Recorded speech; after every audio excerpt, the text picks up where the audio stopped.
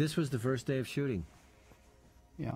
Yes, on what was stage 8, I think they've changed the number to it now, because they do that all the time and don't lie. This is the column day. Yeah, the famous column day. Upside down. Yeah. And this is also the day that the owl went out of the cage. I never saw him again for 3 days. And there was one piece of this set standing for days and days to get that shot of the owl. My favorite shot here.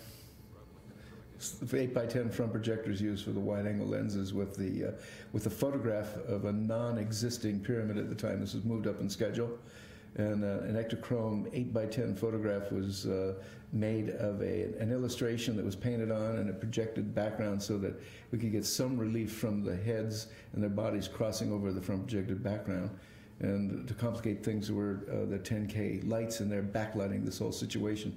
So above their heads and just in the frame are these lights that were taken out. And that pyramid on the left was finished in a painting, and the other protrusions coming up, the sun was added, and the distance was painted. Yeah. But the bottom area, covering most of their body, was a front projected image, and that's why it was used.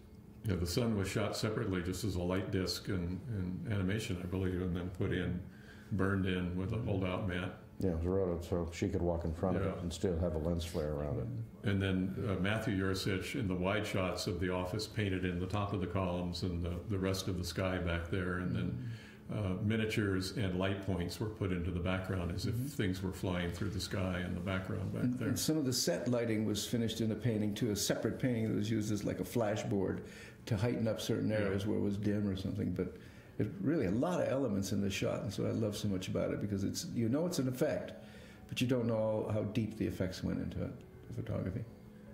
And then once the elements were shot, and then Robert Hall in the optical department would get a hold of it. And Robert Hall, I believe, was an artist too.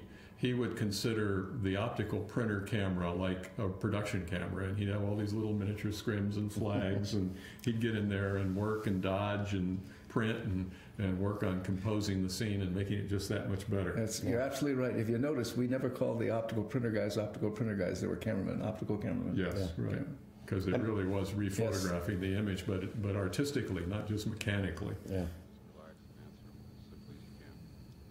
She's lighting her cigarette there. I think that's where we shot the close-ups, but I just don't think they cut in well. I think they're nice photography, but we have close-ups of I'd like to see it. Rachel smoking a cigarette. Really macro close-ups, unbelievable. But I think they probably just didn't cut.